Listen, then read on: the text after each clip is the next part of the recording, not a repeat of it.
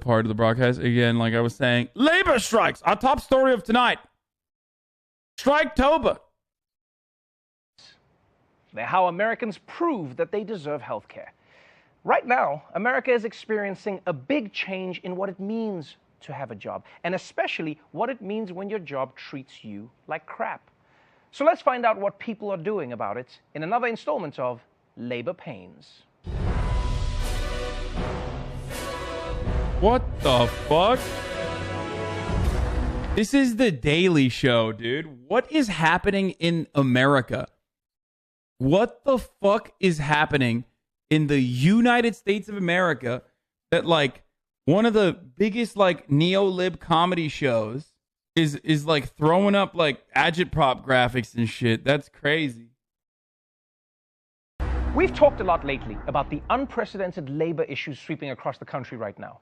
With more jobs. Oh, cool. Red baiting unions? Shut the fuck up. That's literally not a bad thing, okay? Because unions are broadly popular, as we've talked about already. So associating them with like leftist aesthetics is literally not a bad thing. Also, it's fucking annoying. I mean, it doesn't matter how much you red bait with fucking unions. Ultimately, there's hella Trump supporters in unions, dude. So, job openings than ever and more people quitting than ever, workers suddenly find themselves with a lot of leverage. And they're using it to demand things like better pay, more flexible hours, and canceling the annual company squid game. And a lot of companies are giving into these demands, but not all of them. Which is why all around the country right now, you're seeing this happen. This week, 10,000 workers at agriculture equipment manufacturer Deere & Company made their voices heard. It's the first strike for the United Auto Workers Union in 35 years, and just the latest in a string of labor actions across the country. More than 24,000 employees at healthcare provider Kaiser Permanente have voted to authorize a strike, as more than 1,000 workers at cereal maker Kellogg began their own strike. With more disputes looming across other industries, some are calling this month Strike-tober. It just means that aesthetics have been commodified. This message might go unnoticed, but it's literally true. It's not great. Dude, the entire purpose of aesthetics is unironically to fucking spread a message and to propagandize. And then you get mad when people are propagandizing. What the fuck is wrong with you? Are you literally gatekeeping propaganda? Are you stupid? The entire purpose of propaganda is to not gatekeep, okay? Is to normalize. It's just the fucking aesthetics. Shut up. Oh my God, this stuff makes me so fucking annoyed. Like, oh Lord, dude. Yeah, by the way, this is literally the agitprop background, which people were upset at me because they said that it was like the Japanese rising sun kind of looked like that. That's right. Strike. Like this entire thing. I should be the one who's mad. This is agitprop, dude. They literally took agitprop and made it into a segment on the Daily Show, which is fucking nuts. October. It's a great month to hit the picket lines because you're out on the street and it's an easy segue into trick-or-treating. Who got the power? We got the power. Ding dong. Who got the Twix? You got the Twix. And right now, workers from so many different industries are striking. Although, it's none of the bad industries that you wish would go on strike. Like, have you ever noticed how the people who collect student loans, they never go on strike? Or telemarketers. Come on, you guys deserve better pay. Now, going on strike is not a step that workers take lightly. It's a major decision. You know, you risk your jobs, you lose out on pay, you have to protest in front of your workplace, but you can't go in to pee. Which means that when people do go on strike, they probably have pretty good reasons for doing it. Take an iconic American brand, John Deere. They had profits of $4.7 billion in just the first 3 quarters of this pandemic year. Workers say they power that. They're demanding better pay, secure pensions. I love when people say workers say they power that. Even like, remember how Alex corrected me when I said union boss rather than union leader that was democratically voted in? And that's like such a small way that like propaganda continues, like anti-union propaganda continues. This is another instance of that when like, even when mainstream media is like offering somewhat positive coverage to the labor unions, they go, workers say they are responsible for the profits. It's like, no, that's literally what it is. Without workers, there is no profit. There is no revenue. without workers, there is no value. Like, I know people are going to say, like, oh, man, you're fucking crazy. Oh, this is some fucking, Marxist shit. But, like, it's true.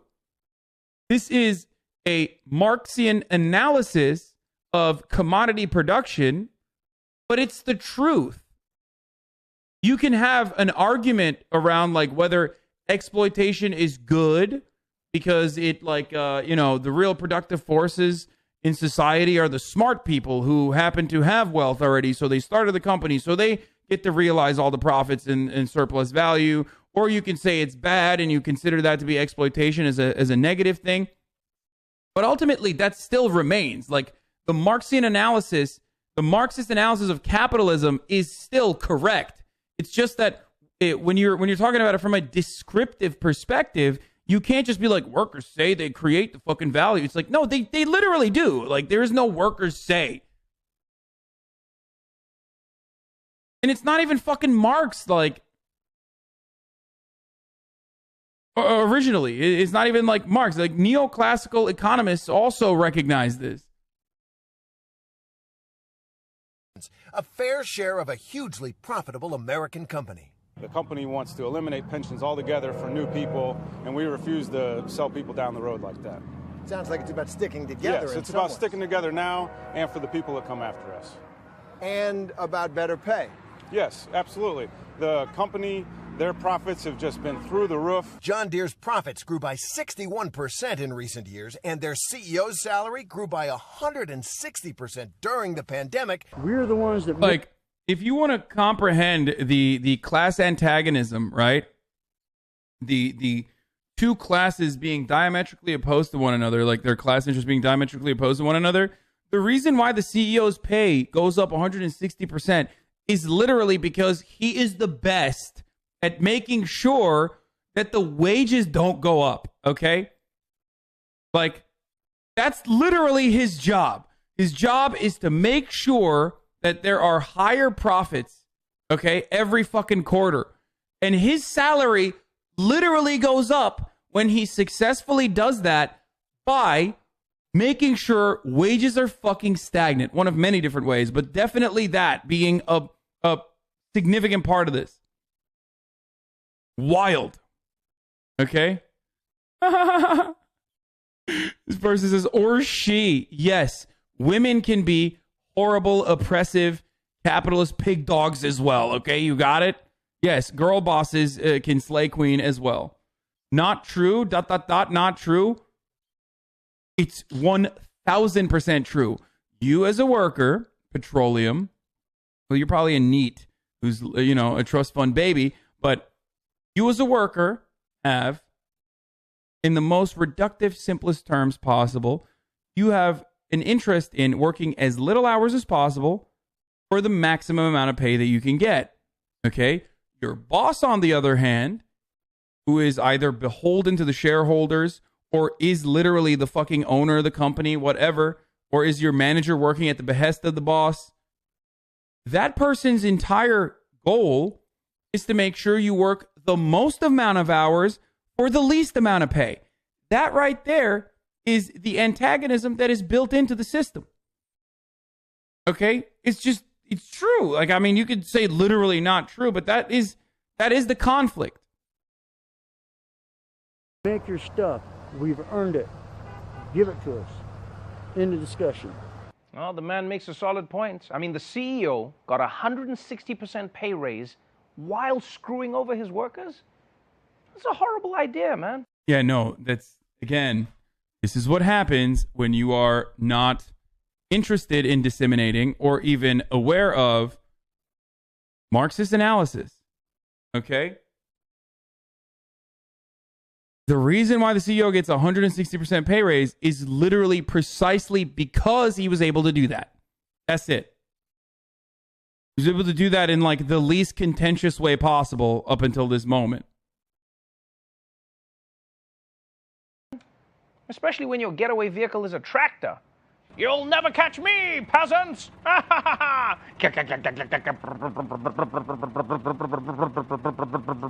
You're still here. But once I get into Oh, this only has one gear. Maybe we should talk. You know, honestly, some of these CEOs get so greedy that they become short-sighted. Because if they thought about it, they would realize they could probably get away with exploiting their workers for longer if they just exploited them a little less. But if you don't give them anything, well, then it's really easy to notice the disparity. Wait a minute, are you cutting my pension? I mean, he's not wrong. He's kind of right about that.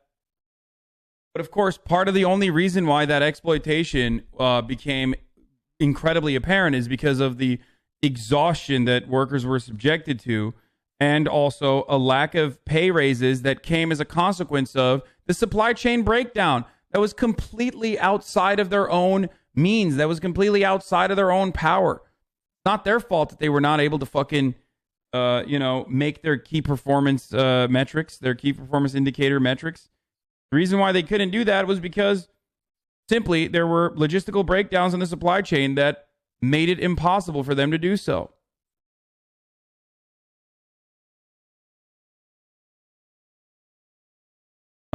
Anyway. Sorry, there's just not enough gold to go around. Oh, I choked on some gold. But workers have different reasons for going on strike. At John Deere, they're basically looking for the company to simply share a bigger piece of their giant profits and not cut their pensions. But over at Kellogg's, one of the big complaints of the workers is that in order for you to get your cereal in the morning, they have to work morning, noon, and night. For any time that someone would feel sick or whatever, they want you to use your vacation days as opposed to having sick days. And again, in working excess of 120 days in a row. You know, best friend died. Sorry, not my problem. That's yours. We got cereal to make. We work 7 days a week. We are literally scheduled 7 days a week. So in order for me to get a day off, someone else is working 16 hours. Very often, we don't even know that we have to work 16 hours until 10 minutes before it's time to go home. If you have dogs, if you have kids you have to pick up from school, if you have other obligations, I hope you have somebody to call because you have to stay. Yeah, I'm not gonna lie. When I heard how brutal these hours were, I was shocked. Like, what the hell, Kellogg's? You shouldn't be working people to the bone for cereal. We can all eat a pancake once in a while. It's fine. No one's gonna. The reason why they don't work people to the bone for cereal, they're not actually working them to the bone for cereal. They're working them to the bone for profits. Okay? That's what it is. That's the real reason why they're working them to the fucking bone. Die. And it's not just inhumane to treat employees this way. It also goes... Did Chatter just actually ask me? It doesn't matter that it's not funny. It's still informative, and it's actually reaching out to a massive neoliberal audience in a way that is pro-workers. I don't give a fuck about how, unfunny it is overall, okay? Stop crying about it and recognize that this is overall a very good thing. Holy shit. This is a really good thing. Dude, you have one of the biggest neoliberal talk shows currently doing leftist agitprop, covering labor unions in a positive capacity, seeing their demands, realizing those demands, and then telling you without mincing words, okay, without mixing words, without fucking confusing you at all, saying those demands are reasonable. Those demands are just. This is fair. Can you fucking comprehend that, dude? That hasn't happened in so... I don't even know when the last time that ever happened, actually. Mainstream media has always been incredibly contentious towards the demands of labor. Like, the New York Times apparently was fucking calling to murder Eugene Debs and for trying to facilitate a labor general strike. So that's not people who say 1920s also are wrong, okay? Because no, the media was insanely contentious to the demands of labor and saw them straight up as the enemies of the state. Against the Kellogg's brand image of cheerful, colorful cartoon mascots. Gotta pee. You know, if Kellogg's keeps this up, those games on the back of the box are going to start getting a lot less cheerful. You guys better watch out. So, not wanting to be worked to death seems like a pretty reasonable demand. But so far, these companies aren't giving in. And what's funny to me is how some of these companies are trying to get by without their workers. Like, for instance, John Deere. They reportedly redirected their office employees to work on the factory floors. And one of those workers, get this, immediately crashed a tractor. which of course was going to happen. I mean, office workers do not have the skill set to work in a factory. You hand them a wrench and they'll be like, okay, do I use this to check my emails? Oh, and look what happened when one distillery hired a non-union truck driver who was very passionate about not supporting the truck drivers' strike. A semi-truck overturned on Wednesday near the Heaven Hill Distillery in Nelson County, where workers are currently on strike. Union officials said the replacement driver made an obscene gesture towards strikers, causing him to lose control of the vehicle, which then flipped over. Oh, you see that? That's karma. And by the way, if you can't flip someone off while driving, you shouldn't be driving anything. And that's a fundamental driving skill. Parallel parking, three-point turn, go yourself. Those are the basics. You know, the worst part is that he flipped over right in front of the other people who were striking. How do you save face after that? Right? You flip them off, yeah, and then wah! You probably just got to play it off like you're joining the strike. You know, your truck flips and it's just like, wah, boo, boo, boo, boo. Yeah, I flipped the truck to support you guys. We're striking for medical benefits, right? Because I think I screwed up my back. So, where is all this headed? Well, I don't know, but I hope these... Like, that story itself is funny. You know what I mean? Hosting the Daily Show is unskilled labor. Why aren't Dems getting on board with this and trying to tie it to the PRO Act? Seems like a free PR win for more working class workers, no? Huh. That's really interesting that you say that. Yes, that is precisely what the Democrats should be doing. Remember how I talked to Jonah Furman a couple weeks ago when this was starting to heat up? And we talked precisely about this exact same thing. I wonder why they don't do that.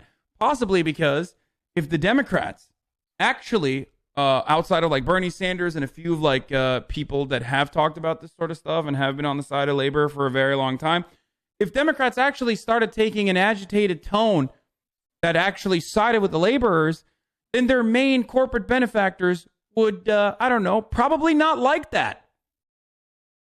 That's the reason why you don't hear that much from the Democrats. They're trying to win over suburban white voters, my friend. They're trying to win over the small business owners. And small business owners don't like labor talks. Okay?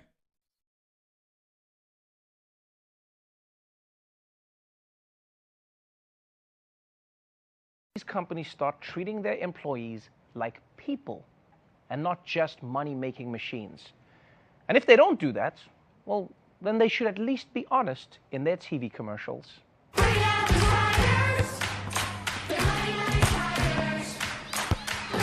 Frosted Flakes is the only cereal flavored with the tears of the people who made it. They're exploited. Seems right to me. This was a crazy fucking... This was actually a insane thing to see from The Daily Show.